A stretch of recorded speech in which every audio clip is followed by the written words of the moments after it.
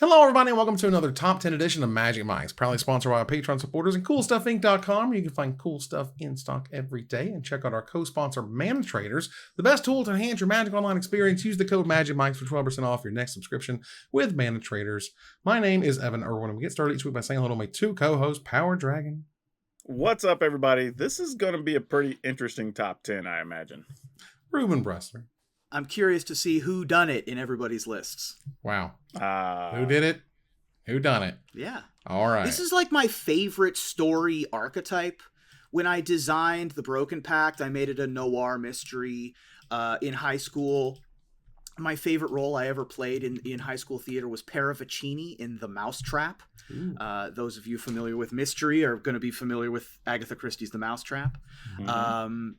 I love this style of storytelling, and it's very tricky to tell, much less across a wide breadth of magic cards, which is a hard storytelling medium to begin with. But it seems like they kind of pulled it off. Yeah, they have an interesting way of kind of laying it out. You know, they had the story kind of culminate with sort of the reveal of the big spoiler wave, just because ultimately sort of story-wise in Magic, it's so hard to get that linear storytelling communicated if you're not willing to read thousands of words. And so, like, if you're not willing to read thousands of words, they did like a video recap thing, which was kind of cool. And ultimately it was like, this is the killer and this is why they did it. You know what I mean? Like, It was nice that kind of happened. But you also had if you want to read the story, you could have done that over like the last, 2 weeks or something before that show came out. Yeah, and they did say that there were still going to be like riddles and like puzzles throughout the set and in each product. And then there's a website where we can go and put in all the stuff. And then I guess as a community, once we solve it, there's a whole other chapter of the story or something that gets revealed. Incredible. So I love that. That's kind of cool. Yeah, and people are finding there's cards apparently that have two different colorings on things. Yep. Yeah, that was weird because that wasn't even announced. That was just like a weird thing. Right. And the worst part of that is at least what's been said so far is that all is the same collector number. And we've done that before and it always sucks. Dude, when you try to sell a product and you try to teach someone to work in the warehouse where that product may exist, pick this one, not that one. Remember, look at this little tiny spot where this little tiny spot could be a different color. It's a lot. Either way. Well, even worse, we don't even know which ones are more rare or not or whatever. Like, you're going to have to open probably 100 boxes and then see how many of each you get to try to even start getting an idea of which one's more rare. We also begin with our choice with the top comment from our last top 10 in a segment we call Honorable Mention, where Ruben will tell us who was the most eloquent, letting us know what card we did not choose as one of our top 10 2023 cards. Ruben? There was a lot of excellent comments about cards that people loved from 2023, but I liked 5K Magic's comment, who writes, "My favorite card this year is probably Quintorius Canned. Love seeing Wizards expanding Planeswalkers away from the usual suspects, and Quint is a simple, lovable character. Discover is the new Cascade, and his static ability is absolutely brutal in the right decks." Quintorius Canned, if you don't know, is a red, white, and 3 generic mana from the Lost Caverns of Ixalan. It is a mythic legendary planeswalker Quintorius with 4 loyalty, and whenever you cast a spell from exile, it deals 2 damage to each opponent and you gain 2 life. You have +1 to make a 3/2 red and white spirit creature token, -3 to discover 4, and -6 exile any number of target cards from your graveyard, add 1 red for each card exiled this way. You may play those cards this turn. So it kind of turns on itself with that second ability, just firing off immediately. And anything else you can get out of from exile, which there's a bajillion ways, particularly in red, to do that these days. This card was a house. Yeah, and I think it's a little surprising because I don't think we really think about Quintorius as a planeswalker. So to have it show up as a planeswalker card, we all kind of went like, oh, that's cool. Yeah. And then you play it and you see it in action. You're like, oh, I'm dead. Okay, that was cool. like, oh, I'm at 8. No, I'm at 0. Never mind. Yep, that's over. And and that special edition, the showcase version, it's so colorful and just gorgeous, and I love it. The world that Quintorius is from, he was a student at Strixhaven. Yeah. Or maybe a professor. Was he a student? I thought he was a professor, wasn't he? Yeah, he was a lorehold person. The schools. Yeah. At Strixhaven. And after a bunch of people lost their Planeswalker Sparks, Quintorius had a moment where he got his, which is, certainly a unique path, and it was very exciting to see that character get to have a breakout party. And oh, by the way, accidentally break multiple formats because Discover is the new Cascade, and that thing always is broken, and so we spark double and we make a bunch of Quintoriuses, which was very fun. Yeah, and we go nuts. And so congratulations to 5K Magic. We really appreciate you being a part of the show. Stay tuned for our top 10 list this week, and let us know what your choice of honorable mention may be, because it is time to go directly into the top 10 murders at Karlov Manor. And I hope we didn't say it too close to the start of the video, because the Karlov YouTube... Manor. Karlov Manor, thank you, because I've been saying Markov because I know the professor has changed it. Because you don't want to say the M word. We unalive at Karlov Manor. At Markov Manor. Right, at Karlov. What's weird Markov. is I think you can get away with that on YouTube, but not TikTok. Oh, goodness. Oh, okay. I think is how that works. It's a lot. But let's go ahead and get started with number 10 here. Ruben, what is your number 10 murders at Karlov Manor card? Yeah, I mean, if you were to pick one card from this set that Ruben Bressler would be excited about, it would be this card, because I only care about one thing when it comes to Commander cards from any expansion, and that is it playable in my Arcades deck? And we probably got the best addition to Arcades since Arcades came out in the Pride of Hulklade. Pride of Hulklade is 10 generic and a green for a 2/15 legendary creature, Crocodile Elk Turtle, that costs X less to cast, where X is the total toughness of creatures you control, and has Defender. And we're not done. For 2 generic blue, until end of turn, target creature you control gets +1/+0 and gains, quote, whenever this creature deals combat damage to a player, draw cards equal to its toughness, and can attack as though it didn't have Defender.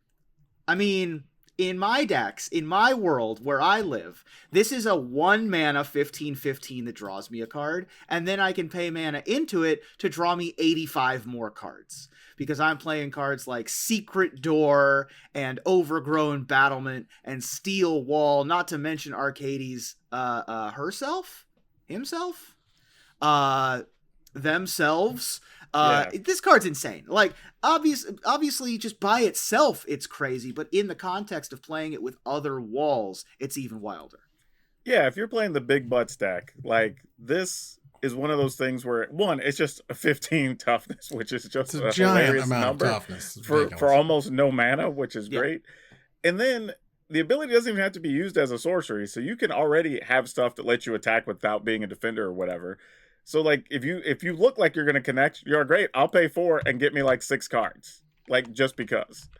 Like, this is kind of sweet. It's fantastic. This is the card that I knew I would don't even bother looking at it. Ruben's got this covered. It's not even a question. Yeah, we're good. I got you. Didn't even have to worry about it. And here we are starting off with this card is fantastic. I love it. I love what it does. I love how sort of uniquely weird it is. It's a mythic, which is also kind of weird, but it's also usually going to be a 1 mana 2/15. So I'll take those as mythics. And this card is sweet. It's almost laughable that it even has 2 power. Like, it doesn't even matter. It could have been 1. It could have been 1. Why not? But whatever. It's fine. I love it. That said, Power Dragon, what's number 10? This one, actually, I overlooked it, and it bumped a couple other things that moved to honorable mention for me, but it is World Soul's Rage, which is hard to say fast, but it's an X red-green for a sorcery that you can deal X damage to any target, which is awesome, so it's like a fireball, but you get to put up to X land cards from your hand or graveyard onto the battlefield tapped. Like, this is like a super X spell, right? Like, you can hit anything you want, which is awesome because we get so many cards that are restricted to either just creatures or just players or whatever now. Right. And you get the upside of just like, oh, well, if I have some lands in my graveyard or in my hand, I just get to ramp up. So you can use this as a removal early, even for say like 2 or 3, put a couple of lands into play, and then now you've ramped up to like a 6 or 7 mana thing the next turn. Like, it's actually a pretty sweet little card.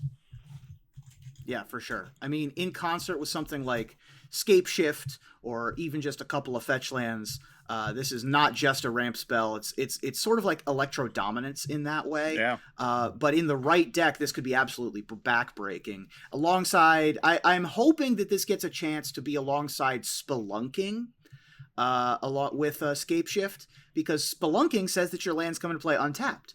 So you could Scape Shift away all your lands and then play this and get them all back, which would be hilarious. Oh man, Spelunking, Tortoise, any of the decks that play like Slowkirk that are using like the channel lands, like there's all kinds of stuff you can do with this. You know, as a man who very well knows color X cards, see also Aurelia's Fury, if you will. Sure. Yeah. You got to do something kind of bananas in that X. Like Electro Dominance, for example, that card looked amazing. It lets you play things for free, but it didn't matter. It wasn't. It played like maybe it was a one of or something. So I think this is part of that like pushing. Like, look, because even I can't remember what it was called, the new Mind Twist that was 2 black and X, and even that didn't see play because it was Mind Shatter. Yeah, Mind Shatter was just too much mana, and like everyone was losing their minds back in the day over that card. So what you can do with color X has to be pretty crazy for it to get there. And I don't know, this is like $5-6 pre-order. People I think are going to see some options here.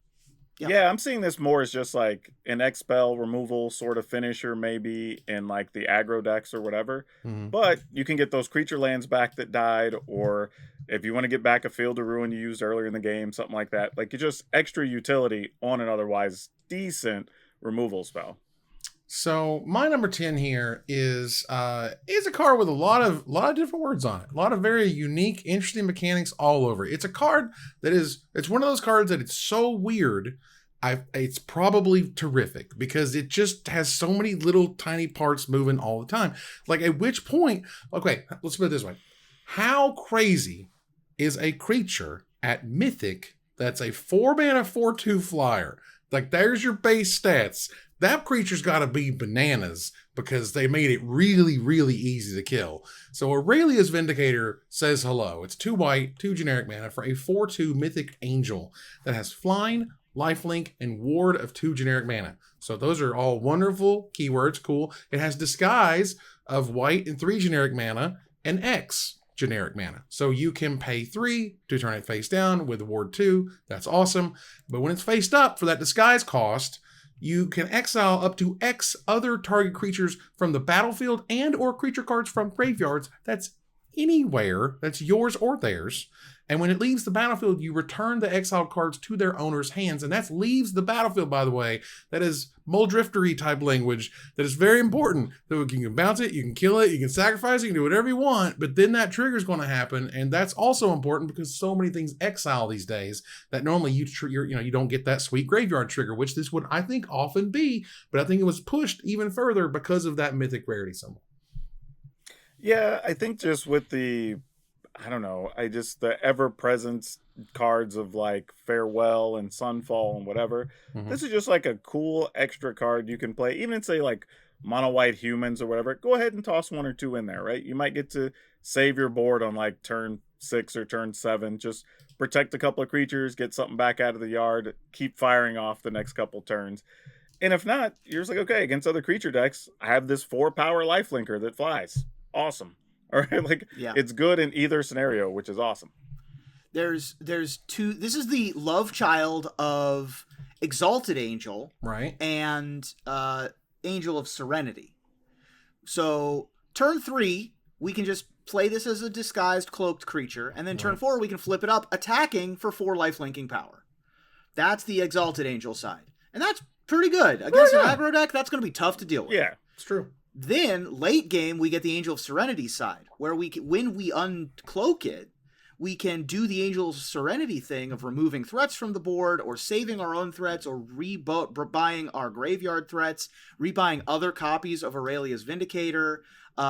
There's also, obviously, like the Den Protector, Death Mist Raptor vibes happening here, where you can't fully get rid of it unless you actually exile it.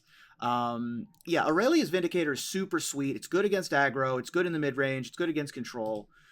I mean, you can always play it on turn 3. For my money, probably the best disguise card in the set.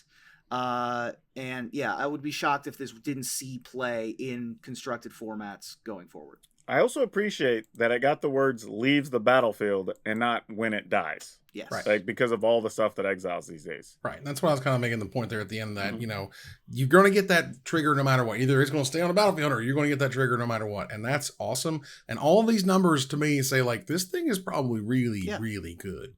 Yeah, it's priced to move. 4 and X, that's a lot of mana. Let's move on here to our number 9. Ruben, what's your number 9? I love me a Signpost Uncommon. and I love me a pun.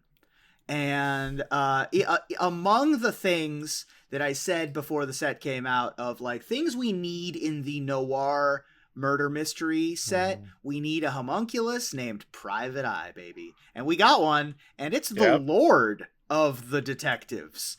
Generic white-blue gets you a 3/3. So 3 mana 3/3 in Azorius. It's an uncommon homunculus detective. Other detectives you control get +1/+1. That's nothing to sneeze at. And whenever you draw your second card each turn, target detective can't be blocked this turn.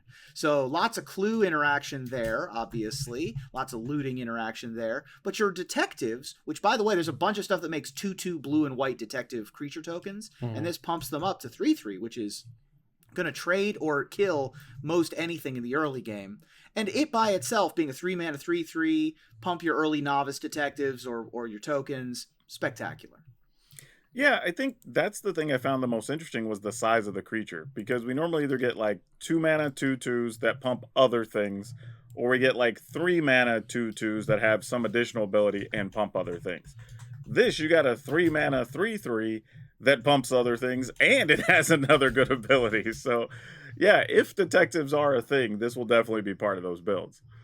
Yeah, there's something like 9 cards, if I'm looking at this correctly, that make these tokens, and they're spread amongst all sort of non-black colors in one way or another, and that's really cool and kind of sweet. And so, like, the fact you do have a detective lord is always nice, and you know, at this point, it's kind of cool that signpost uncommons are just 100% expected and are part of the limited unveiling of any format, of any set. It's like, here you go. This is where you're going to be going in these different colors. And I think that's a great thing, right? Like, in some ways it's, you could argue it's training wheels, or you could say, look, this is the design of the set and how you're going to experience it. And this is the way, like, this shows you how to do it the right way. What I like about those, though, is for the lower to mid-level player, you open up packs, whatever, like, they're going to see those cards more often, and it leads them down a path also affordably, because the main card you want is an uncommon. So, like, I don't think there's anything wrong with that at all. I think it's actually good set design, really. Absolutely.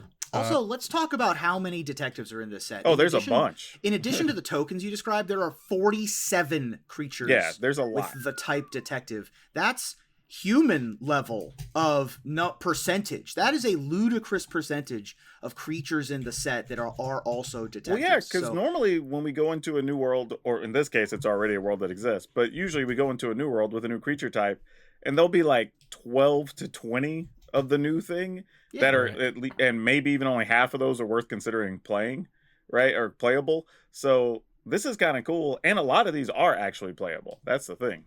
Wasn't there a creature that was not a detective that was like called itself a detective or something? Or you know what I'm talking about? I believe it becomes a detective, I think. Am I wrong? I could have sworn. Is that 10th District Hero? Yeah, that's also on my list. No, that's a great card. But what I'm saying is, I think it's different. It might be a commander card, but there was some card that was like should have been a detective but wasn't a detective, and it was really weird. Sure. All right, so Power Dragon, what's your number 9? Number 9, I have Teysa Opulent Oligarch. It's a colorless white-black for a 2/3 human advisor, and a whole host of things this card does. 1, it has Death Touch, which is great. So 2/3 Death Touch for 3, already solid. And then at the beginning of your end step, you investigate for each opponent that lost life that turn. Seeing as how they probably don't want to block your Death Toucher, there's a chance you're just going to get to investigate. But whenever you crack a clue, you get to go ahead and get a 1/1 white-black spirit creature token with flying. Actually, it's not even when you crack a clue, just when a clue is put into the graveyard. So that can be put any way possible, actually. Sacrifice, etc. Yep. You can only do it once each turn, but you can crack clues at instant speed, so you could effectively do it every turn if you wanted to, if you had enough clues. So yeah, pretty cool card all around for only 3 mana. Fits a few different builds. Getting some flyers is always nice. Like, it really covers a lot of bases for being such a good, small, compact creature. I mean, this card looks like just amazing for multiplayer. Investigate for each opponent who lost life. So if they're over there messing around and attacking each other and whatever, cool. That means I just got some free clues. Thanks. Keep it coming. Like, that's what this card says to me. This thing's a Commander All-Star. Along with something like a Zulaport Cutthroat or a Bastion of Remembrance, anything that is able to, not targeted life loss.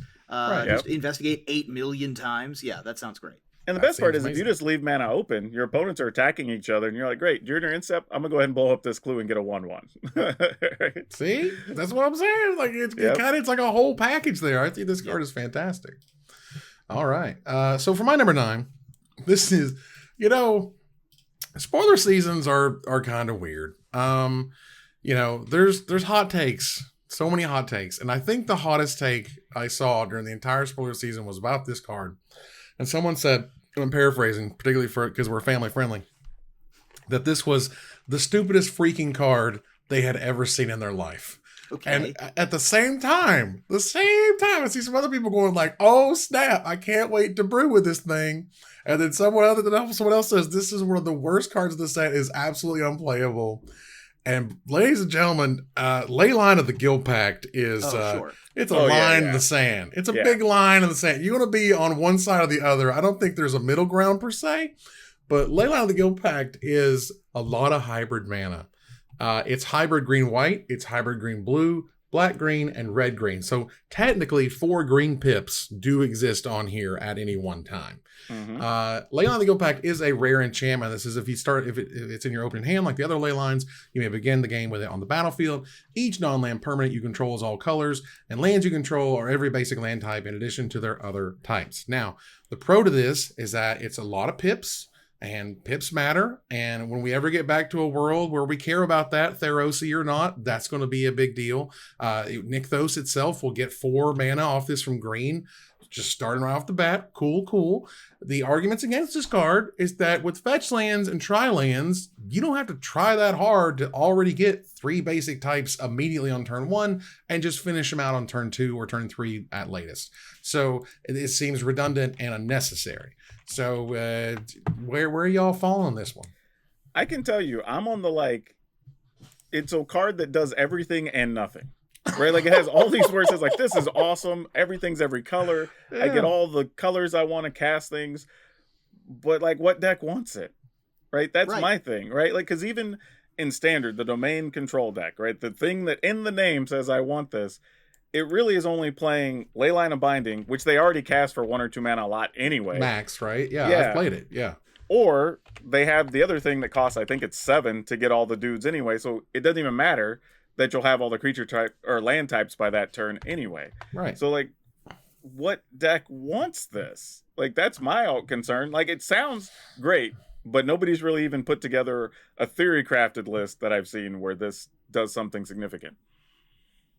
Yeah, I wish that the domain cards were better, so that this could see a reasonable, amount of play in standard. Because I loved drafting domain.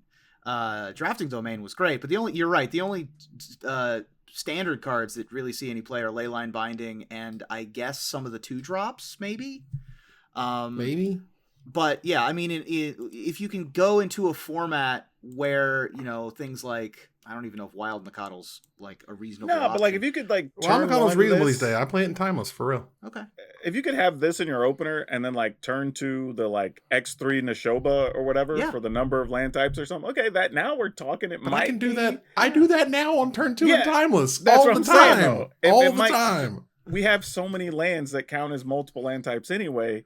Right. I don't even know if we need this. A lot of the best payoffs are turn 2 and turn 3. So you don't really need Scion of Draco, or you don't need Leyline to play Scion of Draco. You can just play a tri-land and a shock land. Right. I get that. But also, it's free. It's a free thing that gets you set up the whole time. It's mostly free, yeah. And again, in a world where Devotion comes back, I could see maybe this might matter. Because here's my argument for this versus the other Leylines that come into play for free is they still do something on turn 4, 5, 6, whatever, when you get them, right? They're either exiling cards or dealing extra damage or making extra mana, whatever. This one feels like it almost doesn't do anything, because by the time you can cast it with all those different colors or whatever, you just don't care on 4 or 5 or whatever when you draw it and put it into play. Yeah, it's a weird, strange card. And that's why I was saying this one, it entertains me. Weird. And it's funny and it's neat, it's unique, and that's why I like it. So it's ace or deuce. No one. There you go. Yeah. So let's move on here to number 8. Ruben, what's number 8? I mean, at this point, every set or every couple sets, we're getting a 4 mana white destroy all creature effect Yeah. with another sentence. And this one is quite good. This one is sort of Declaration in Stone-esque, which was a targeted removal spell and gave you a consolation prize of a clue. But no witnesses. 2 generic white for a sorcery. It's a rare. Each player who controls the most creatures investigates, then destroy all creatures. Mm-hmm. That's not bad. I don't mind that at all. It's like a little bit of upside if you're playing a bunch of tokens on your side. It gets rid of hexproof things, gets rid of their big stuff. I like this one quite a bit. It's just another depopulate, right? Only they have to work to draw the card. Right? You give them an artifact instead of giving them a card. Like, that's kind of the difference. I don't know. I feel like it's a good card. Don't get me wrong. I just feel like we could skip a set and not have to print more sweepers. Like, we kind of are getting 2 or 3 every single set. And like, I think I just saw what's his name, Saffron Olive, do a video where he literally played all sweepers in his deck, like just to do it and show that it was even a thing. Like, that's the world we're in. Yeah. But it is a good card though. No lie. I mean, it is legitly a 4 mana sweep the board, and you're giving your opponent a clue. So like, meh. Yeah, I mean, they've made so many, like, basically, you know, Day of Judgment and M12 was a big deal. It was huge. And we're getting 4 mana Wraths back. And how can 4 mana Wraths? And we were like flipping out. And it was found to be fine. I mean, before that, we had to suffer with like Magus of the Disc. Like, it was not, wasn't great. Yeah. You know what I mean? Like, and Supreme Verdict was awesome, but you had to really reach for it. Now it's just 2 white, 2 generic, just go. And so, you know, we've gotten that 2 mana tax to draw the extra card on top of the depopulate is no joke. And so, you know, Shatter the Sky was a thing, which was fine. But ultimately, like, we've gotten to the point with Magic Design where the 4 mana White Wrath needs to do just a little something. And it might be good for you or it might be good for them, but it needs to do, you know, there needs to be some spice on it. And this is the bit they added for the set. So, card's neat. Let's move over to number 8 with Power Dragon. What you got? I ended up with an uncommon this time in Vengeful Tracker, colorless and a red for a 2/2 human detective. There's that word again. Whenever an opponent sacrifices an artifact, the tracker deals 2 damage to them. This is awesome. Like, with the number of treasure and clues and whatever else that there are going to be, if you're worried about commander games where people are making a bunch of treasure, and even beyond that, this is asymmetrical. So you can do whatever you want with all yours. It only hurts opponents whenever that. So if you have stuff that's giving everybody treasure or clues or whatever, you don't even care, right? Because they're taking damage and you're not. So yeah, I'm into this card. It's a good little creature. It is a human. It is a detective, so it could fit a couple different builds. Probably doesn't get a ton of play unless the meta is just loaded with a lot of investigate decks or something like that. But if it does go that route, this could be a pretty sweet sideboard card, if nothing else. Oh, yeah. Card's sweet. I would not be surprised. Well, first of all, Pauper players want this downgraded ASAP. Because this would be a meta-defining deck or meta-defining card in Pauper. I love me a red damage-dealing hate bear. I love a Harsh Mentor. I love a Cemetery Gatekeeper. A Pyrostatic Pillar on a stick. Eidolon of the Great Revel. I love this card. This card's great. Gonna be a player probably in Commander, just to be like, hey, Mr. Dockside Extortionist, Mr. Smothering Tithe, slow your roll. You know, let's pump the brakes just a little bit. And I love a card that says you don't have to stop entirely. You've just got to decide how much pain you're willing to take for the broken thing that you want to do.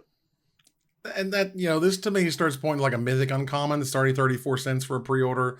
Like, this is a card that's going to scale well. It's going to hurt any go wide artifact thing that you may see in your metagame or and it may hit standard, maybe a question mark. Yeah. But it's a great hate bear, and hate bears are awesome, and I love it.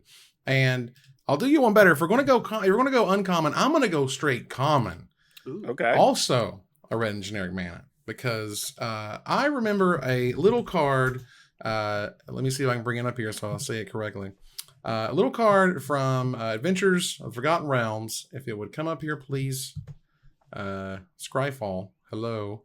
Thank you. Called Deadly Dispute. And Deadly Dispute is over $2 for its cheapest option. It's well over $2.50 depending on where you're looking.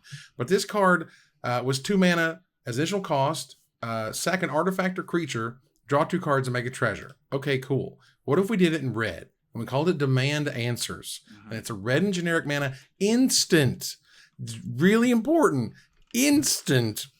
As an additional cost to cast it, sack an artifact or discard a card, draw 2 cards, and so many things make just free artifacts, just artifacts falling from the sky.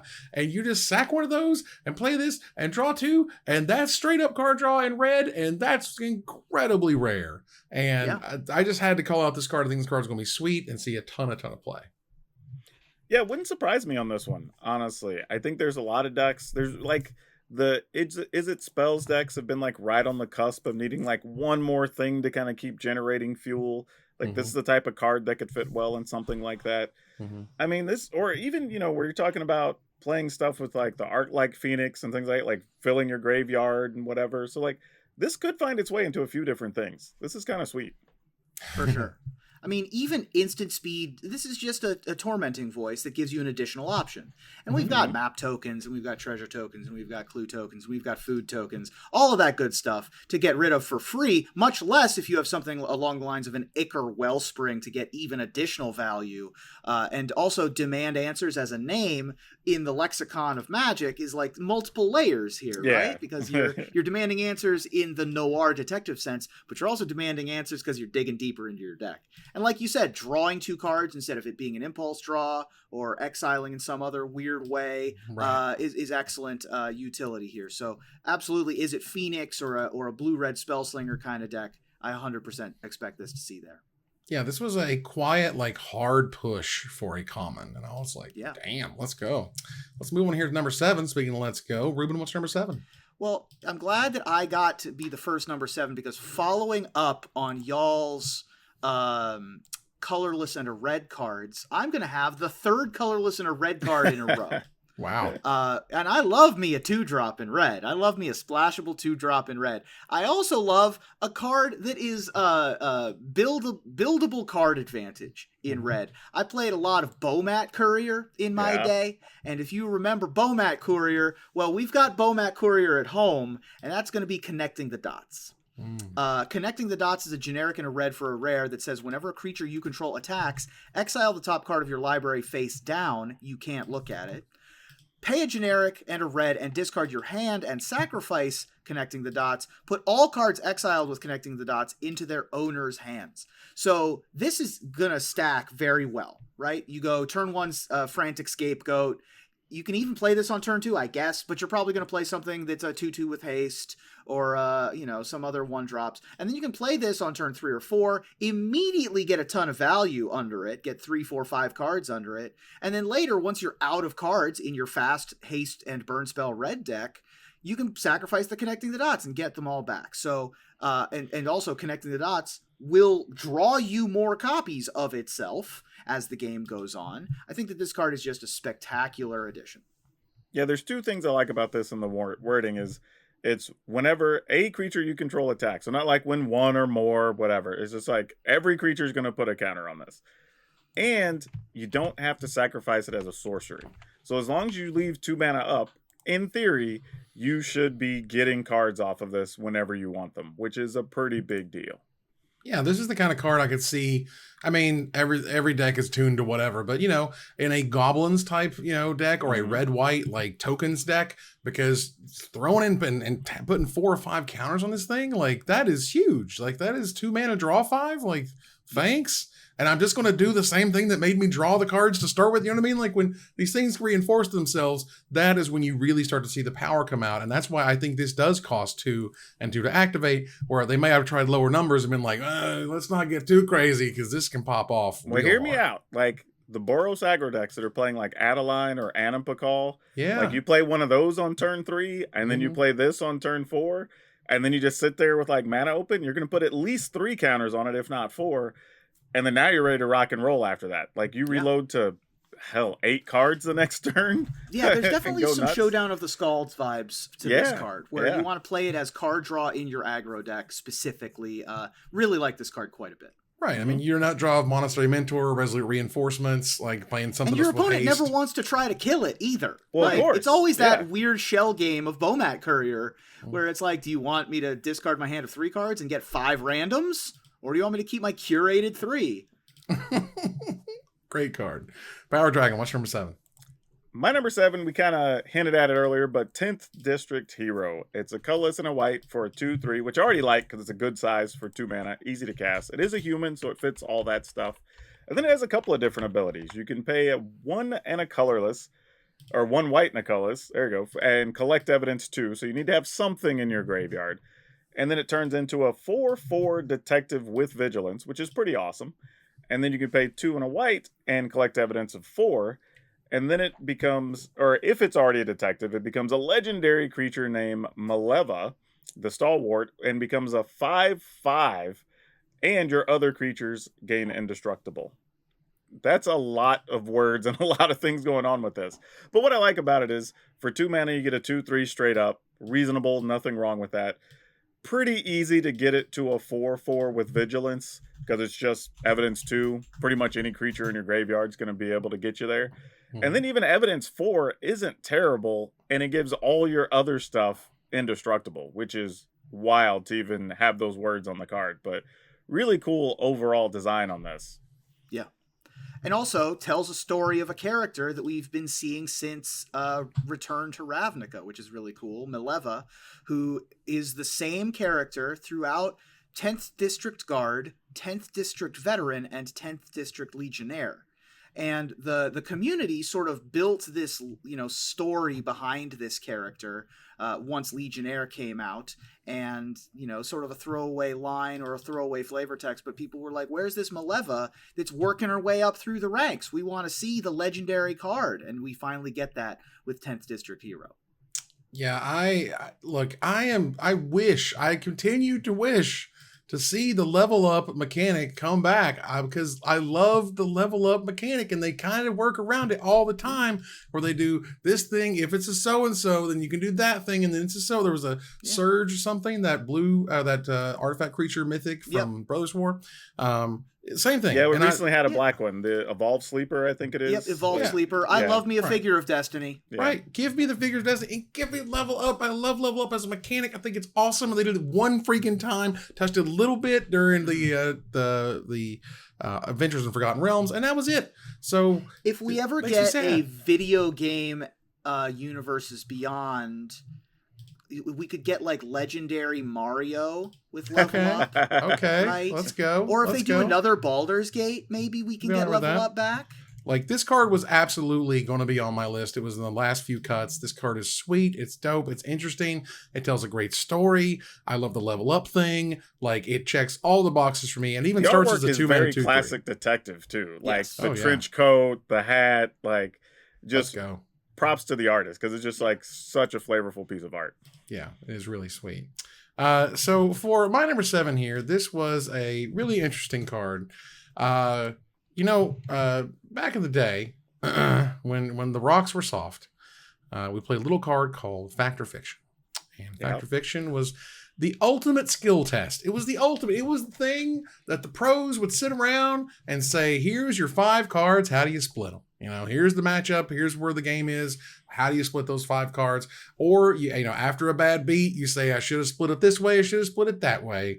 Well, now we have it again, kind of, sort of, an intrude on the mind. Now, I think this card must be really good because, A, it is not necessarily priced to move, kind of expensive, but it's a mythic instant. So let's go. For 2 blue, 3 generic mana, it is a mythic instant that says reveal the top 5 cards of your library and separate them into 2 piles. An opponent chooses one of those piles, put that pile into your hand and the other into your graveyard. So that's a whole game in and of itself. That's a whole thing of how you split them to try to get your opponent to give you the wrong pile. And then you create a 0/0 colorless Thopter artifact creature token with flying and put a +1/+1 counter on it for each card put into your graveyard this way. So I draw 2 and get a 3/3. Right. Thanks. I draw 3 and get a 2/2 flyer. Again, instant speed. Like, I think this card is sick, and there's a reason it is not 4 mana or below. It is 5 mana full price. Yeah, I think you're definitely going to see some play on this card. If anything, the only concern I have is that Memory Deluge is still a thing. There was a similar card from, I think, Wilds of Eldraine that doesn't even get play right now. Like, what gets bumped and what do the decks look like that want each of the different types of cards is probably what I would be trying to solve. But, like, this card itself is very good. I mean, getting a 2 or 3 power flyer and you're getting some number of cards in hand, like that's pretty damn good at instant speed. Yeah, I mean, it's factor faction. Factor faction. There we go. Because we get a creature. Yeah. There's a lot to like about this card. You're also doing it in reverse, right? Like you're separating the piles, and your opponent chooses what happens. So there's a little bit of a browbeat, tribute element here because your opponent gets the final say. But I mean, there's some really interesting things to be able to like mid combat. I'm going to blow up your guy unless you let me draw 5 cards. Right? Right. Or you can do 5-0. You're like, look, I get a 5/5 flyer. If you do the 3/2 split, then it's either, a 2/2 that draws 3 at instant speed, which is better than Muldrifter, or it's a 3/3 that draws 2, which is also better than Muldrifter. Now, the fact that your opponent gets to make that final decision is awkward, but also just, instant speed 1/1 flyer that draws 4 cards or 4/4 that draws a card, also good, right? Instant speed 5/5 flyer, also good. This card definitely has the potential to see something somewhere. I just have the feeling that 5-0 for the piles is going to be like the magic. You know what I mean? Like they're just going to get to a point in the metagame where you go, wait a minute, we should just 5-0 here all the time because you get a 5/5 flyer or you draw 5 cards. Well, I was just thinking about that, right? Like let's say mid combat, your opponent's attacking with one of their last real threats, and you're like, okay, cool. Here's 5 or 0. Right. You're either going to give me a 5/5 that I'm going to block your boy up, or you're going to give me all 5 of these cards. Right. I mean, right? That sounds so sick. That's what I'm saying. Take your pick, right? Like that's a real thing that's going to happen. Well, I'm gonna go ahead and take my number 7 and I'm going to roll it into my number 6 because I've found, at least historically, that wizards don't make not a ton of spells that are pushed in Mythic. There are oftentimes really big, over the blown, gigantic effects and whatever, which is cool. But it seems like they were pushing a little hard in this set with a few different options. And the second one here is the other Mythic instant I want to look at, which is Urgent Necropsy. And I got a feeling. You know what I'm saying? Like it just something's like going, hey man, I think this card is really sick. It's a black-green 2 generic mana instant, Mythic instant. As an additional cost to cast this spell, collect evidence X, where X is the total mana value of the permanents this spell targets. You can destroy for 4 mana, and whatever you're getting rid of your graveyard, destroy up to 1 target artifact, up to 1 target creature, up to 1 target enchantment, and up to 1 target planeswalker. That's 4 for 1 from stuff out of your graveyard you may not need anyway. And the real kind of caveat is you have to have the exact amount of evidence to collect to get them. But you just play Magic and stuff goes to your graveyard, and you just play Magic and this thing can like 2/1, 2 for 1, 3 for 1, 4 for 1. That's a serious swing for 4 mana. Yeah, I feel like most of the time this is probably like a 2 for 1. I would think like you're probably getting like a creature and an enchantment, or like against a control deck, maybe like a planeswalker and an artifact or something. Like, but that's still pretty good for 4 mana. Like you get a 2-for and even possibly clearing your graveyard could be a benefit to the decks that are playing it as well. Like you could do this in response to them trying to get stuff out of your graveyard. Like yeah, I mean, instant speed Decimate. The issue with Decimate or Casualties of War is trying to get full value. Right. And you don't need full value. This is still just a removal spell. You're 1-for-1ing. We're happy with an instant speed 4 mana 1-for-1 most of the time. If we also can snag a clue token or a goblin token alongside all of that, we're even happier. And then, the fact that we're able to pip off planeswalkers at instant speed is also kind of huge. There's not a ton that it's able to do that. And of course, in multiples, now this card's in our graveyard. We've got 4 additional mana to collect evidence with. So pretty good in multiples over the course of a game. Yeah, this is a card that the bells started ringing, and I was like, man, that's a lot of things for a 4 for 1 for 4 mana. Yeah. Sign me up. Let's go. Ruben, what's number 6? So a lot of the stuff that I love about this type of world and this set in particular of the callbacks and the references and the tropes are based on fiction and fictional conventions and fictional tropes. The haggard detective, the young and brash partner, the femme fatale, the missing evidence, the MacGuffin, the smoky alleyway, all of that kind of stuff. But we did get a real world reference in this set, and one of the most famous real world noir stories of all time in Jack the Ripper. And we got Vein Ripper as our card at number 6. One of the big villains of all time, and one of the big villains that's not legendary of this set. Vein Ripper is 3 generic black, black, black for a flying vampire assassin that's a 6/5 that has ward sacrifice a creature. And whenever a creature dies, target opponent loses 2 life and you gain 2 life.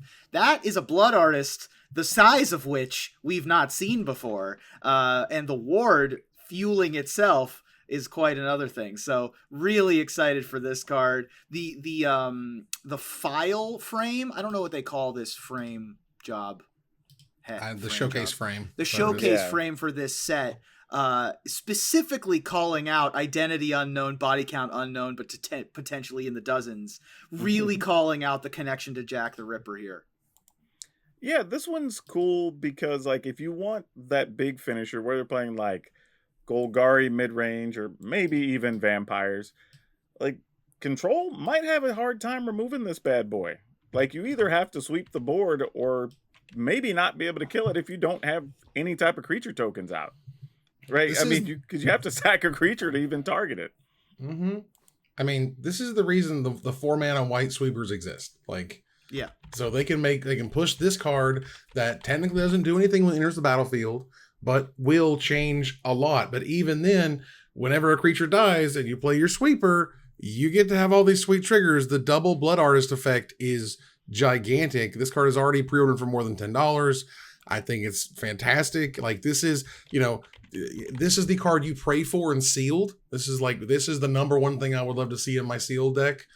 Who knows how fast the format is, etc. But like, this card is gigantic, crazy hard to get rid of. It has evasion, giant numbers. Let's go. Yeah, and to your point, this set has a lot of high-end cards. Like, in power level, in cost, in just dollar value, like way more than I think we were all anticipating here in the early going. Mm-hmm. Power Dragon, what's number 6? My number 6, this kind of goes all the way back to the Private Eye we were talking about earlier. But Steam Core Scholar is a 3 mana, so 2 colorless and a blue for 2/2 flying vigilance. So it's already doing a lot. But when it enters the battlefield, you draw 2 cards, and then you discard 2 unless you discard an instant or sorcery card or a card with flying. So you have 3 things you could possibly discard to not have to discard 2. What I like about this is the draw 2 decks, whether you're old ones or new ones, right, have been looking for a couple more cards that kind of could fit that. And this is a pretty good creature, 2/2 flying vigilance that really supplements the missing pieces that deck needs, which is really cool. And it's a lot of value. Again, where you're talking about just putting certain cards in your graveyard, it can do that. It draws 2. It's a flyer. It has vigilance, so you can attack and block with it. I like a lot of what this card's doing. I think it doesn't go into necessarily every blue aggro deck or whatever. I think it wants to be in certain decks, but I think the decks that want it are going to really like this card. Yeah, like can the Phoenix may not fit in the Phoenix decks, but it feels like it would because it's discard basically all the 3 card types that they play in that whole deck, which is neat. Like, I think the numbers on rate maybe just a hair, like if it's been a 2/3, even like a 1/4 might have been better, honestly. But regardless, like all the numbers on this I think are right for standard, certainly, and maybe for older formats because again, you're drawing, you're discarding. That's all things that can fuel other things. Yeah, I mean, this one's another one that's priced to move. I mean, I would have been happy with this card with just flying and vigilance for many, many years of Magic's existence. But the fact, or the second part by itself, but the fact that it's a 2/2 with flying and vigilance that also lets you draw 2 cards, and then do the rest of it is wild. Like, we get a thirst for flyers attached to this is pretty great. Yeah, this card is quality. One way or another. So let's move on here to our number 5. Ruben, what's number 5? One of my pet peeves whenever I'm playing Commander is people dealing damage to my fragile creatures early in the game. And sometimes I want I want my card's effect to exist. And I don't want it to die to your random shock. I don't want it to get caught up in your random remove one, swords to plowshares. What I would like is for my creature with its sweet, sweet effect to just exist. Please let my creature survive. And then when they print a card that does what a creature I like does, but it doesn't die to Doomblade, that's one of my favorite things. And that's what we get with Case of the Locked Hothouse. Case of the Locked Hothouse is 3 generic and a green. That's Oracle of Moldiah numbers. You may play an additional land on each of your turns. That's Oracle of Moldiah ability, almost. Mm-hmm. And when you solve it, you solve it by controlling 7 or more lands. That ain't hard in a green deck that wants to play this. And when it's solved, you may look at the top card of your library at any time, and you may play lands and cast creature and enchantment spells from the top of your library. That's a full Oracle of Moldiah plus enchantments for the low cost of having 7 lands in play. So this one kind of snuck up on me kind of out of nowhere. I didn't really know. I didn't hear any chatter about this. It's going for like $6-7.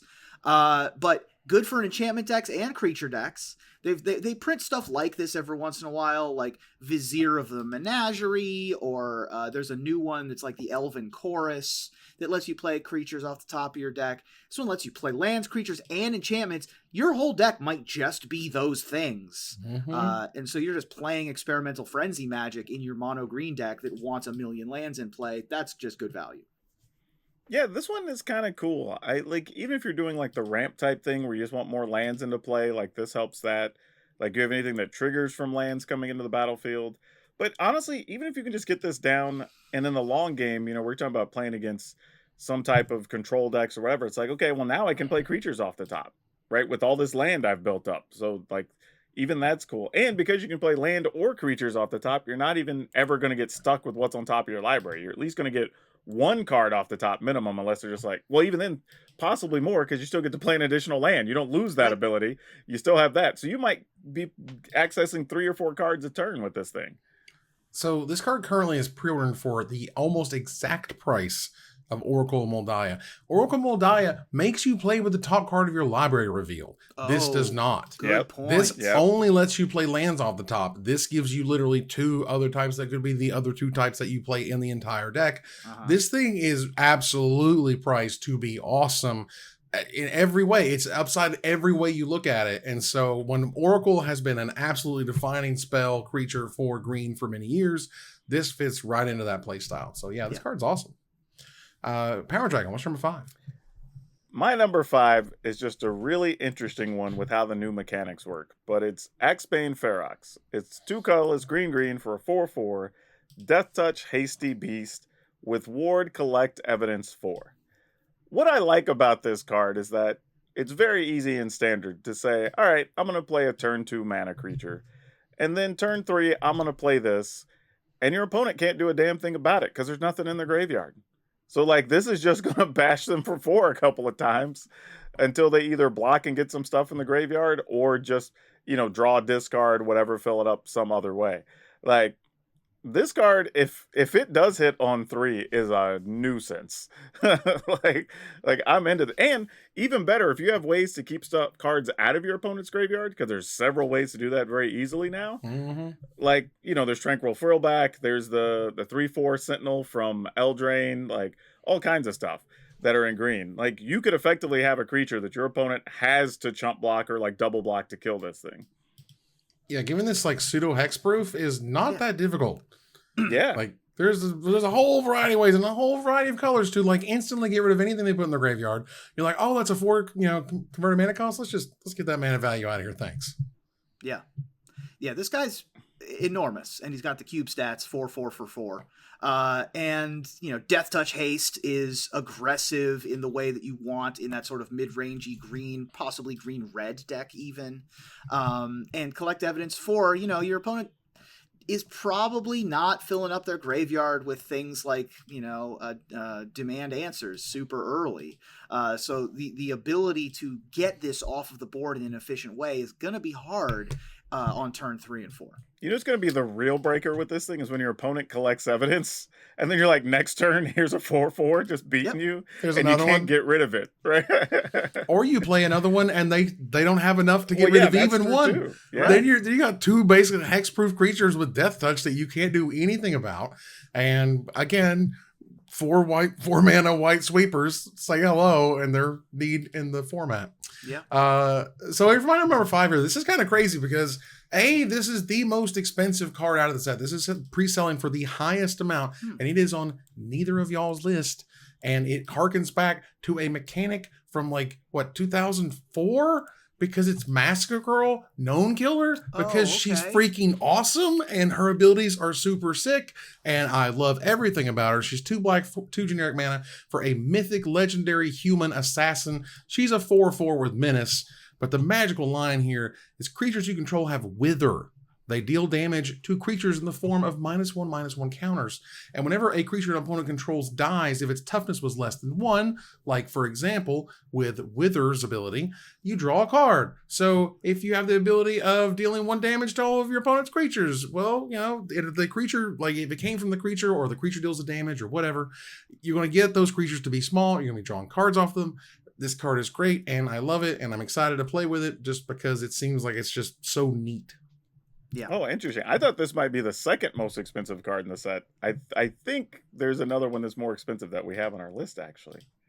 This is actually, that's not correct. It's the third most, but it's really up there. Whatever. It's really up there. It's still way up there. Still a fantastic card. Which is crazy for a 4 mana black creature that's not going to probably see much play until Sheldred leaves. Yeah, but the thing is, Menace on this thing is just a nuisance, right? Yeah, because you're not gonna want to get you block with 2 things. It's okay, cool. Even if you kill it, what's left is just gonna be a 1/1 or whatever. Right. It's just gonna suck to deal with this card. Yep. We've also still got Drownin' Iker, who's going to be in standard. There's lots of ways to give -1/-1 counters. There's lots of ways to give -/ effects. The black virtue. I was just about to say that virtue persistence is in so many decks right now. Locthwain Scorn gives -3/-3. So there's plenty of ways to get this going. And being a 4/4 for 4 that's hard to block is already a good start. Man, imagine using the adventure side of the virtue to just be all right, I'm going to kill your creature, gain 2 life, and I'm getting a card. Right? That's just dumb. I also like that the suspect mechanic gives menace, and Massacre Girl naturally has menace. So there's flavor text here of she's just always suspected. Well, which is kind of hilarious. Because she's a known killer, so of course that sick flavor text of did I do it? You'll have to be more specific. Right. Yep. Perfect. Yep. I love it. Awesome. Let's move on here to number 4. Ruben, what you got? Hey, guys. Remember me. It's the guy who reminds you that whenever a specific line of text is on a Magic card, it makes that card expensive and makes that card wanted, and it makes that card interesting. Probably not for Standard, probably not for any format that isn't Commander, but anytime a card says a deck can have any number of, that means it's going to be playable. And this one already, I can't believe this price. There's no way that these are this expensive, but Slime Against Humanity, folks, is 2 generic and a green for a sorcery that says create a 0/0 green ooze creature token with trample. Put X +1/+1 counters on it, where X is 2 plus the total number of cards you own in exile and in your graveyard that are oozes or are named Slime Against Humanity. And the magical line of text, a deck can have any number of cards named Slime Against Humanity. So the first one's a 2/2, the next one's a 3/3, the next one's a 4/4. And that's not even counting if we're milling ourselves with things like Mulch or Vessel of Nascency or any of our other selection green cards. Satyr Wayfinder comes to mind. This card is a good one. It's gonna get there. And there are actually a few other oozes that are worth playing. Not a ton, but there's a couple. So you could fill in a list with these. I do like the fact that it also gives you credit for ones that are exiled, which is nice. It's not something I expected to see on this when I first saw the card. And this is going to be one of those ones that when people want it, they're going to want 10 to 12 of them. So I kind of get it on the price here in the early stages for sure. Yeah, there are a total of 6 cards in Magic's history that let you do this. It started with the Relentless Rats back in 5th Dawn. Persistent Petitioners showed up. Then there was Rat Colony, Shadowborn Apostle, Dragon's Approach. These are not in release order. And finally, Slime Against Humanity. And so the cheapest one of any of those cards is a little less than $1 for Persistent Petitioners because they've, kind of printed a whole bunch on the Return of the Ravnica Return and the Remastered just now.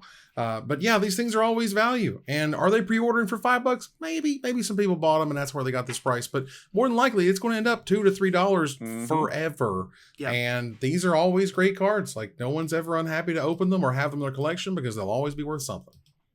Yeah, I just made a trade with somebody recently with the burn spell too that you could play Dragon's any copies. Approach. Yeah, Dragon's Approach. That's right. So I mean, those are even still sought after. Nice. There you go. Power Dragon. What's number 4? My number 4. This is a really fun enchantment that I'm probably going to play more of this than I should. But War Leader's Call. It's our colorless red-white. All your creatures get +1/+1, so you get an anthem effect. All right. But whenever a creature enters the battlefield under your control, it deals 1 damage to each opponent. This is great in pretty much any format where you're playing a bunch of creatures. One, it does say each opponent, so in Commander you get to hit everybody every time you play a creature, which is super sweet. But even just in one-on-one Standard, like this card, I mean, your opponent doesn't get rid of it. Every single creature is just going to be nickel and dime and I'm out, right? Yeah. Get those early starts, maybe get your opponent down to 8 or 9 life. And then now it's just like every single card's a threat. Like anything that makes 2 creatures becomes a bigger threat. Like they all almost become must counter things, or else it's just going to be, well, here's a point, here's 2 points. Now I'm attacking for 4. Like, it's a lot of pressure from this card. Like this is pretty wild. Yeah, this is Glorious Anthem plus Impact Tremors. Yeah.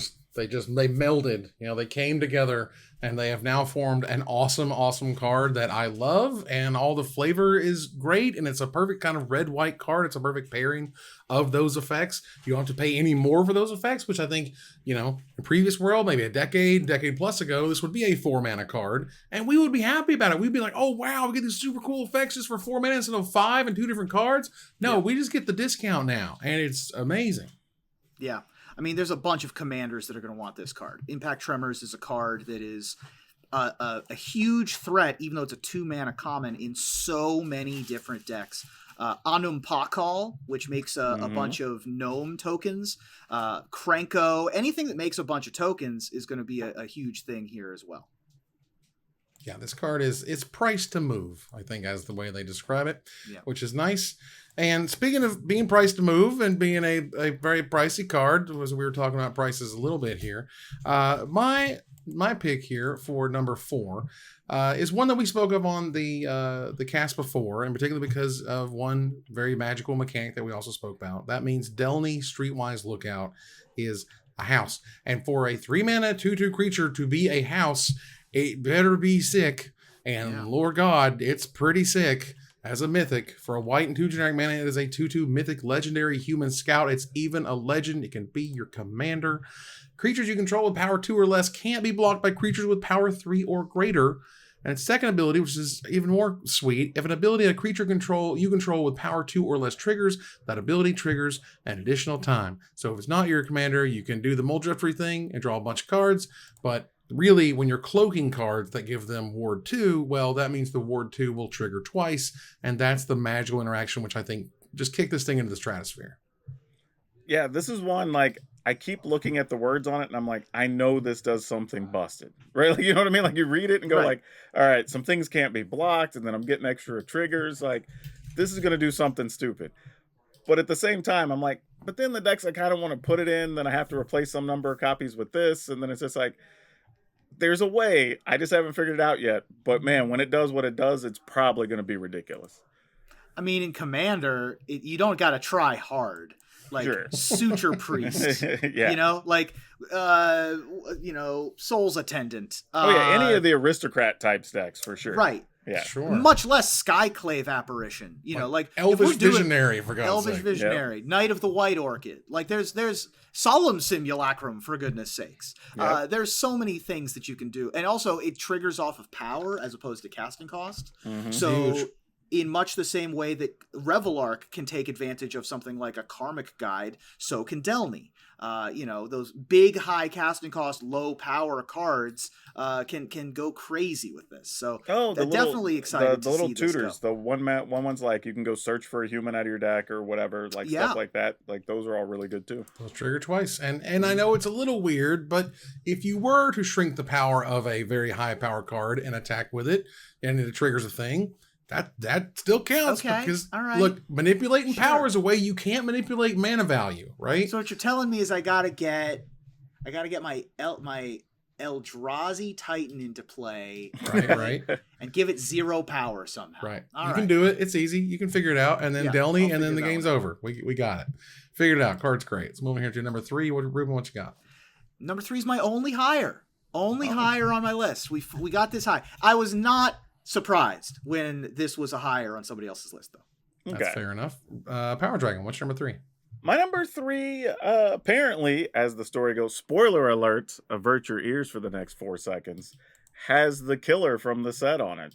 And Trostani, 3 Whispers. Oh my God. So it's a green, a white, and a split green-white mana for a 4/4, which seems kind of nuts to me already, like a very good costed 4/4 for 3 mana. Mm-hmm. And then you have the option of paying 2 to give something Death Touch, or paying 1 split mana to give something Vigilance, or paying 2 and a white to give something Double Strike. All of these can be used at instant speed, right? None of them have to be used pre-combat or as a sorcery or anything like that, which is awesome. And it's just a big body. Like, I don't even know what I'm going to do with this yet, but I know I want to do something with this card, right? It's just, you can give something Vigilance so they can never use like Wandering Emperor against it. Like you can attack with 3-4 things, whatever gets through. You can give it Double Strike. Like if you're playing it with tokens, anytime they block some of them, you can give them Death Touch. Like this is all really good stuff. I just have to figure out where this belongs. Like there's no way I'm not playing this card. I mean, this card is insane. Like this card does like so many different things all at once. First of all, again, 3 mana, and yeah, you gotta give it all colored mana, but 3 mana 4/4. All right, we're great rate. And then for 3 mana, you can have a Vigilance Death Touch creature next turn with it, or without it, just something else. Give it Death Touch and Vigilance and make them deal with that. Or you attack with everything, and now you just got Double Strike options everywhere. By default, you have to draw no more mana to have all of that craziness at your fingertips whenever you want it. That's amazing. This card does everything and is almost $10 and more for a reason.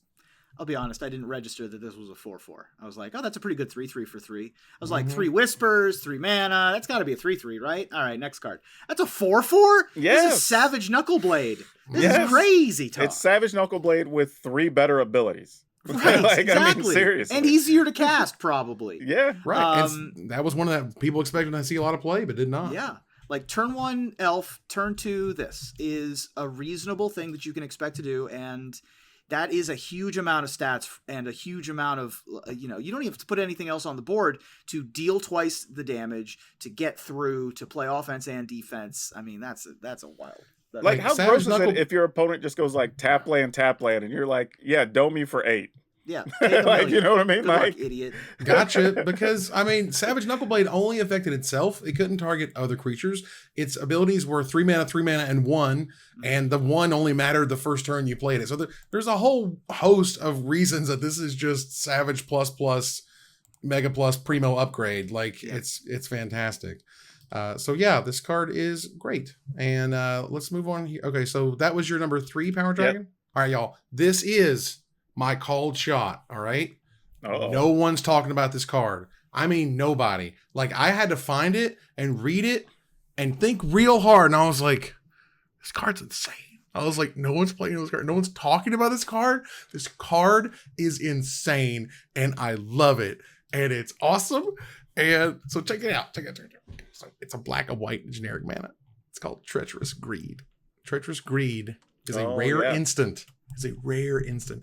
As an additional cost to cast this spell, sack a creature that dealt damage this turn, dealt in any way. Even if it got blocked and got dealt 1 or whatever, or it pinged through for 1, sure. Draw 3 cards. Each opponent loses 3 life, and you gain 3 life. That's a 6-point swing. Draw 3 cards. I'll sack my token, thank you, in the tokenish of token colors of the colors that want you to sack creatures all the time.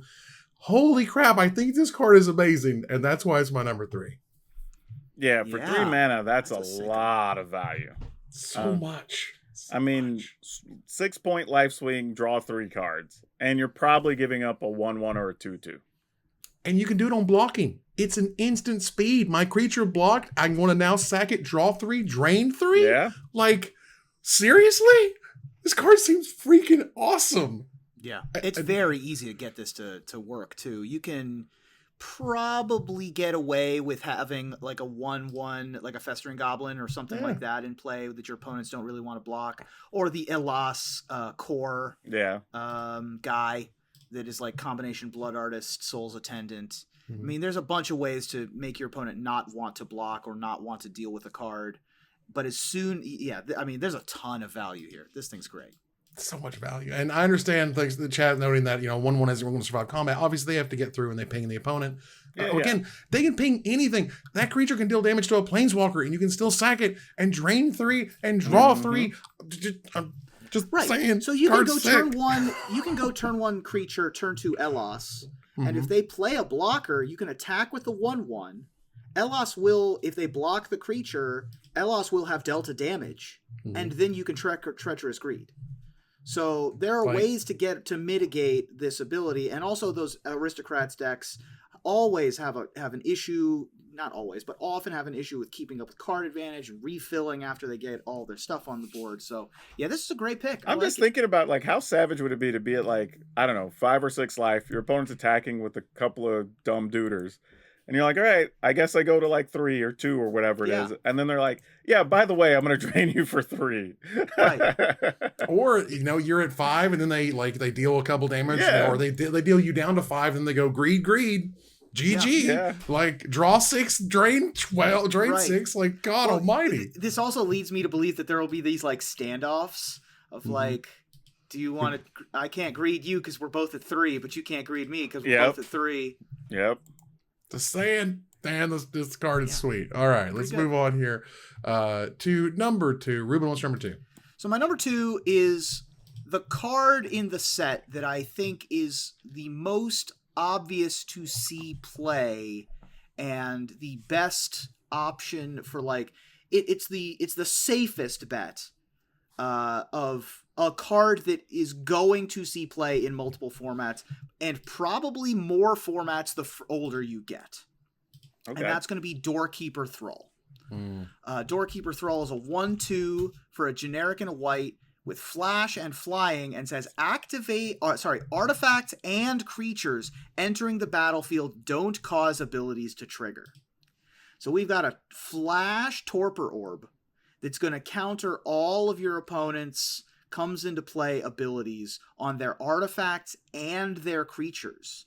That is a huge swath of things that you're countering in response. This isn't Hushbringer, where it sits in play and, your opponent can try to get rid of it before trying to play their big, Portal to Phyrexia or whatever, what have you. No. This is an end of turn or an in response effect in your white decks that can also carry equipment and +1/+1 counters and ping and do all of the other things that you want your creatures to be doing.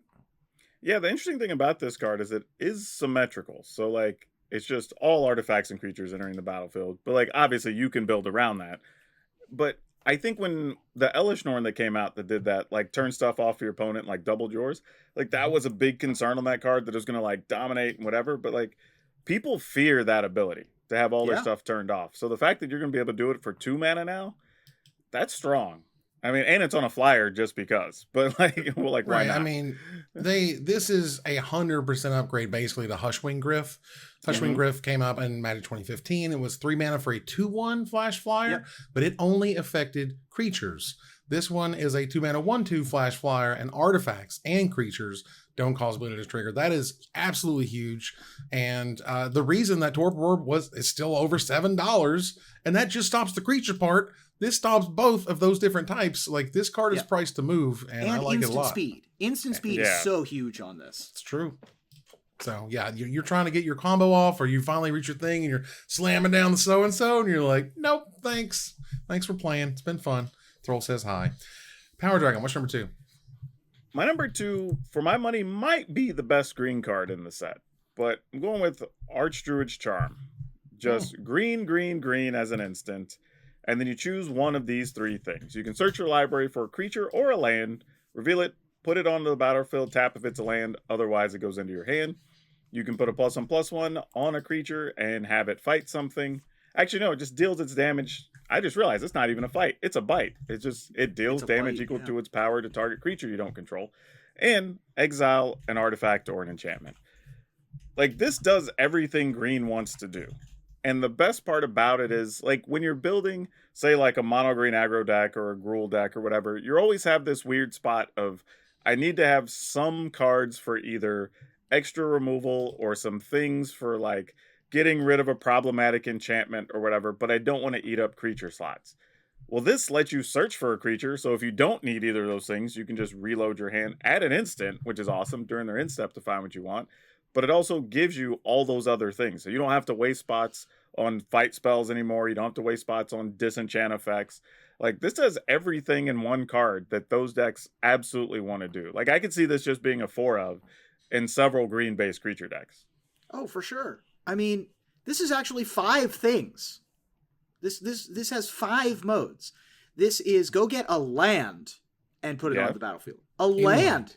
Any land. Go get your Field of the Dead at instant speed.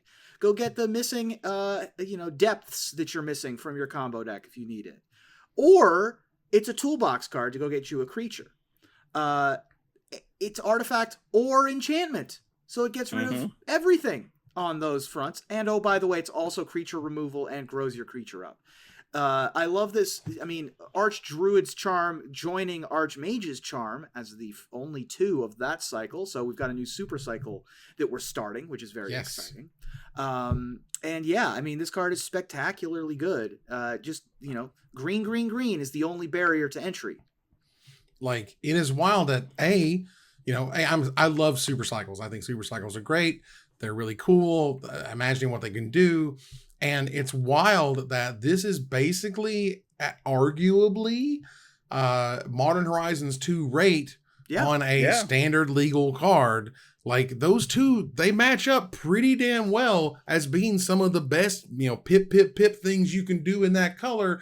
But yet we get this one in a standard set. So hell yeah, because damn, this thing is powerful, front to back, and I can definitely see it seeing lots of play over time. And no lie, I want this in any of my green-based commander decks. I want I'm surprised this card isn't over $10 on every site already. Yeah. Truthfully, give it time. Give it just a little bit, because this card is bananas.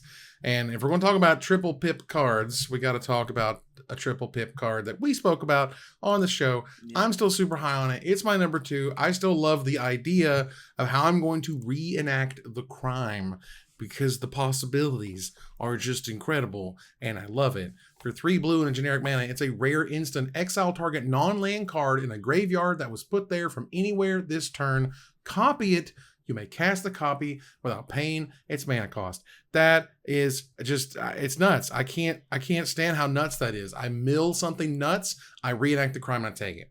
I draw and I discard, I reenact the crime and do whatever. Like, it's just so many different ways to make this thing go kaboom. And that to me is really exciting. And if anything, I'm excited this is a rare and not a mythic. So it's going to make it less difficult to get those 4 copies as soon as possible to start brewing up some crazy decks.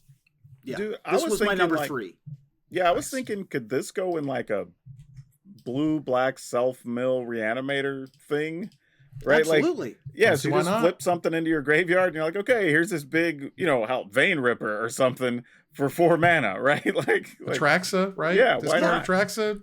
Yeah, let's go. I mean, reanimating creatures is great and all, but I also want to reanimate my Omniscience. Yeah. Or my Enter the Infinite. Absolutely. You know what I mean? Like, there's combo potential here that has not been opened ever before. This gets back Planeswalkers. This gets back, instants and sorceries. Again, like, this is a thing we've never seen on a Magic card for 4 mana. So, and at instant speed, which is absolutely wild. Yeah, they could have priced this, I think, at 5, and we've been just as excited and interested. But at 4, I mean, again, like, okay, if that's what y'all want to do. Like, the last time we fact had that this anything- is an instant, like, is the part that blows my mind. Mhm. Like, why we get all these other things that say, like, have to be activated as a sorcery or whatever, and randomly this thing that can just copy whatever for 4 mana happens to be an instant. Yeah. It's like, yeah, Thoughtseize, 5 mana Thoughtseize Reenact. Like, I take your best thing and cast it right now. Like, that's terrific. Let's move on here to our number 1. Now, I have the same number 1 as somebody else, As me. as yourself. So, Ruben, tell us what What? your unique number 1 is. That's crazy that you guys have the same number 1. What did I miss? We'll tell you. All right. Well, It's my pretty number obvious. 1. My number 1's. I guess I know what your number. Yeah. My number 1 is red herring. Fair. Come I on. should have known that. You That's should what have you known that my Oh, number yeah. 1 was going to be red Yeah, herring. all right. Come on, man. Fair. Come on. All right. The comedian Of the- pits red herring. Of as the number 1. Got it. predictions I had, it had to be a. Well, I mean, I didn't know it would be a 2-mana 2/2, but I knew that we were going to have an artifact creature cluefish named Red Herring, and I'm glad that we have it. Generic and a red, we get a haste creature, in fact, that attacks each combat if able, and it sacrifices itself like a clue to generic and sacrifice Red Herring to draw a card. So we get a Valley Dasher. That's nothing to sneeze at. Valley Dasher that can get you additional value later in the game, cycles from play. We love a creature that cycles from play. So you get your value in. You force your opponent to block because it has to be red herring. Yeah, it's like a little tough that it's like forced to block or to attack, but like, Yeah. I mean, it's a common. Like, you can only ask for so much out of it, you know? Right. I will love playing it in limited. I think I'll have a lot of fun. I love slapping Valley that guy Dasher down Unlimited. turn 2. Yeah, let's go. If my Let's opponent just is get cloaking in and there. disguising things, and I'm like, nice, slow, idiot deck Yeah. over there. Take Red a herring. million. Red herring and a red herring, like let's Yeah. let's go. You block one of them, that's the one I sack. Like, you know what I'm saying? Like, Right. you can go, you can do that. That's really cool. But we're going to talk about something I think is quite a bit cooler. This is the most expensive card in the set. This is absolutely silly, ridiculous. It's just crazy what this card does. And I'll go ahead and Yeah. say what it does, and Power Dragon can take it from there. Sure. Our number 1 is Ansrag, the Quake Mole. For a red, a green, and 2 generic mana, it's an 8/4 mythic legendary mole god. So let's just eat that 4 mana 8/4. Yep. No drawbacks whatsoever. In fact, all upside. When it becomes blocked, untap each creature you control. After this combat phase, there's an additional combat phase. Oh, we're not done. For 2 green, 2 red, 3 generic mana for 7 : it must be blocked each combat this turn available. Each combat, even if it lives through the first one, you still gonna block it the second time around. This card is just a monster. It is an easy build around me. Make more combat phases. It's huge. It's crazy. It's just gigantic. Power Dragon, tell us all about it. Yeah, let me say first off, like, love this card, and I think it's overrated, but it's still damn good. Like, Still very fun. yeah, It's a and bulldog. honestly, and I'm with you. When I read that, I'm like, okay, it's 4 mana. I looked at the stats, went that this is an 8/4. Obviously, it's going to have a stupid drawback. And then I read it and went, oh hell, like, this card's stupid. Like, what are we doing? What's going on in our lives right now? It It has everything. Like, first off, now I will say it doesn't have any way to protect itself, so whatever, all the spot Dice removal kills Doomblade, it, fine, all that, yeah. whatever. But the fact that your opponent has the decision of either I'm going to take 8 to the face, Mhm. or I'm going to let you untap everything and attack again. Like, these are my realistic choices. And then for some reason it has, I can just pay 7 and force you to block it, which whatever. You're probably going to anyway, or you're going to die. So who cares? But yeah, this thing, it's good with a variety of decks. It's good with a variety of creatures. Like, Yeah. anything that's triggering and making tokens during the attack step gets extra value out of this. Like, your opponent's pretty much forced to block across the board. Like, the only, I guess if there's a downside to this is that they could chump the first one with like a 2/2 and then the next attack block with another 2. But even then, you don't have to attack a second time with it. You can Right. attack, let them block, and then maybe your other stuff's attacks and you just leave the Quake Mole back. Like, I mean, it's a weird card, man, but it is so much value for 4 mana. Right. Yeah. I mean, you know how many things give this indestructible Like, Yeah. just a garden variety of things just give this indestructible by I mean, default. there's Like, a it's crazy. common green instant that gives something indestructible basically every set now. Yeah. Not just that, but I mean, give it trample, give it Sure. haste, give it like there's a bunch of things. Force them to block it. Like imagine Like, if that's your the other opponent's thing. shields are down and you just play this with something that gives it haste, right? Yeah. Like, I don't know, Reckless Stormseeker or whatever. And then now they're just dead. Like literally just dead. Yeah. Like If you had shown me this card absent its power, 4 mana, 4 toughness, you get an extra attack step when when it's blocked, and you can pay 7 mana to have it be blocked each turn if able. I think you could have probably given me 7 guesses as to its power, and I wouldn't have gotten it. I would not have predicted that this thing had 8 God's darn power. Eight's a lot. that's the Eight's thing. a If it was like insane number. a 5/4, would we still be happy with it? I would still be happy Probably. with this as a I 3/4. think we'd still been fine. Like, At I a, think at we a would've- 6/4 for sure. Yeah, At I an would've been real 8/4, happy. we're just like, yeah, I guess. Like, you know, like why not? Like, how many times have I watched like a commander game where someone wants their commander to live, right? Like, it needs to live, and it's like, well, the Mole God's going to make you block it, so let's go. Yeah, Like, yeah, no. exactly. It's just, that's nuts. It's got everything, all the parts work together. The numbers are way, way above rate, and it's a Mole God. So if you're gonna make a It Mole is God, also a Mole God. And you you wanna put the make it Mole pretty good. God in the detective set also, which is really nice. Yep, I really yep. like put the that. mole in there. Very nice. All right, that was our top 10 murders of Karlov Manor cards. You'll see them on screen right now if you review. Take a look at my list, Power Dragon's list, Ruben's top 10, and we want to hear from you about what card we did not talk about. And thanks to CoolStuffInc.com for sponsoring the show as usual. Use code MagicMikes at checkout to get your 5% off your next order. And I'll have to look up the Mana Traders code because it keeps changing. The most recently it was _84, but by the time this video comes T84. out, it will have changed. Yeah, it was Mr. T84. Orange. Yeah, Mr. Orange I'm sorry, Magic Mike's _T84 was the most recent and should be usable. That said, we're gonna go and before we go, I want to thank my co-host. Thank you, Power Dragon. Man, as always, good to be here. Don't forget, hit the follow, leave us the reviews, all that fun stuff. There you go. Thank you, Ruben. Okay, case closed. This guy, keeping it thematic. All right, as we go to our final slide, I want to thank our sponsor, CoolStuffInc.com, our co-sponsor, Mana Traders, my co-host, Power Dragon, and Ruben Bressler. You guys for watching and listening. I hope you support us at patreon.com/magicmikes. Follow, like, tweet, favorite, share, subscribe to everything social that tells people we exist. Catch us online at twitch.tv at Magic Mikes, on Twitter at Magic Mikes Cast, our Magic Mikes subreddit, and like the Magic Mikes page on Facebook. Or join us here next week, same time, same place, for another episode of Magic Mikes. Good night, everybody.